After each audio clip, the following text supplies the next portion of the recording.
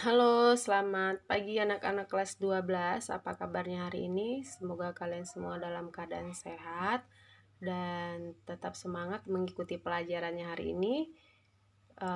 Oke, sebelum kita mulai pelajaran kita berdoa dulu ya. Berdoa menurut agama dan kepercayaan masing-masing. Berdoa dimulai.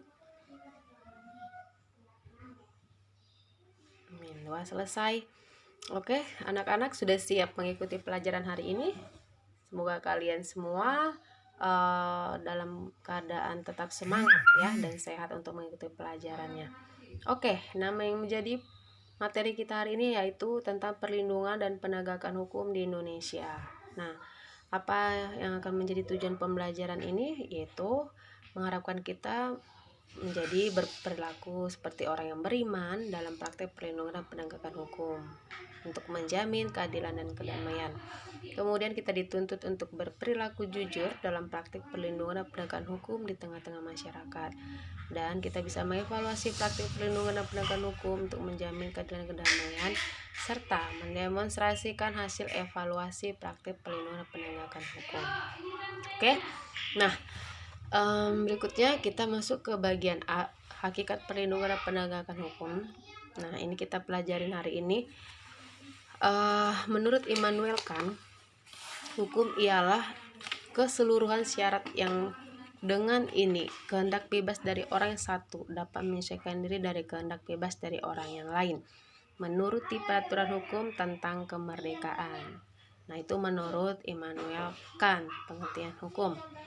Kemudian, hukum merupakan peraturan dalam kemasyarakatan yang mempunyai sifat mengatur dan memaksa setiap orang di dalamnya untuk mengikutinya. Ini pengertian hukum secara universal. Sama nih ya.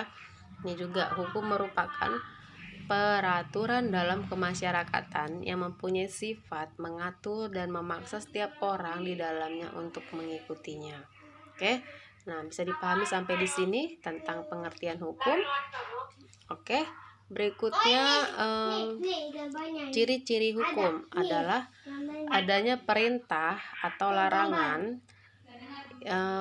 Perintah larangan itu harus dipatuhi atau ditaati setiap orang. Oleh karena itu, setiap orang wajib menjalankan hukum di mana hukum tersebut diberlakukan. Jikalau dengan sengaja melanggar kaidah tersebut akan dikenakan sanksi berupa hukuman. Nah, itu ciri-ciri hukum ya anak-anak.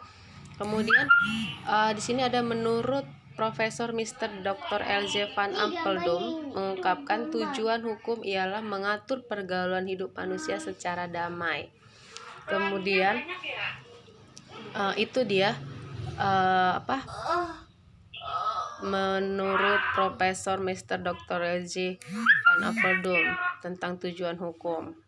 Oke, bisa dipahami sampai di sini anak-anak. Tadi ada pengertiannya, ciri-cirinya dan tujuan hukum.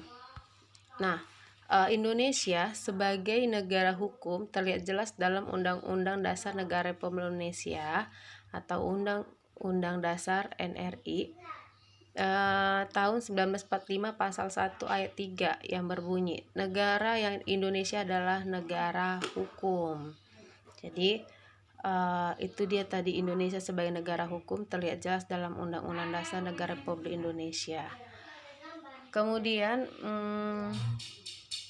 hakikat penegakan hukum berikutnya menurut Philippus M. Hudson, perlindungan hukum adalah perlindungan akan harkat dan martabat serta pengakuan terhadap hak asasi manusia yang dimiliki oleh subjek hukum berdasarkan ketentuan hukum dari kesewenangan atau sebagai kumpulan peraturan atau kaidah yang akan dapat melindungi suatu hal dari hal lainnya. Nah, itu menurut Philippus M. Hudson, perlindungan hukum adalah itu tadi ya. Nah, penegakan hukum menurut Jimli Asidiki adalah proses dilakukannya upaya untuk tegaknya atau berfungsinya norma-norma hukum secara nyata sebagai pedoman perilaku dalam lalu lintas atau hubungan-hubungan hukum dalam kehidupan bermasyarakat dan bernegara. Nah, itu penegakan hukum menurut Jimli Asidiki. Nah, itu dia ya. Nah, sampai di sini bisa dipahami ya anak-anak materinya, mulai dari pengertiannya, kemudian ciri-cirinya, lalu tujuannya, tujuan hukum itu ya. Kemudian perlindungan hukumnya seperti apa. Oke. Nah, ini saja yang dapat Ibu sampaikan materinya hari ini di bagian A ini. Kita masih di bagian A bab 2 ini karena di sini ada tugas yang mau Ibu akan berikan kepada kalian. Silakan kalian bikin pertanyaan mengenai gambar tersebut. Nih. Buat 5 pertanyaan mengenai gambar tersebut serta jawabannya, lalu nanti diskusikan dengan teman-temannya ya. Ini kalian silakan buka tugasnya atau Ibu juga akan share di Google Classroom. Jadi silakan kalian berdiskusi di situ di kolom komentar. Bisa kalian lihat pertanyaan temannya, diskusikan. Nanti Ibu juga akan lihat di situ apakah kalian aktif untuk mengikutinya. Nah, oke, sampai di sini materinya, semoga bermanfaat bagi kalian, bagi kita semua. Dan untuk pertemuan berikutnya nanti kita akan masuk di bagian B, yaitu tentang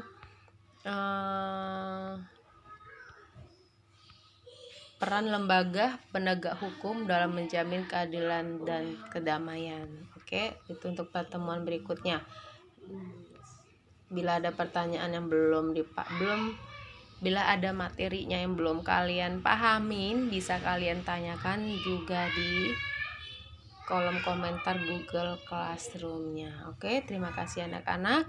Selamat pagi, selamat belajar dan tetap semangat dan jaga kesehatannya. Terima kasih, selamat pagi.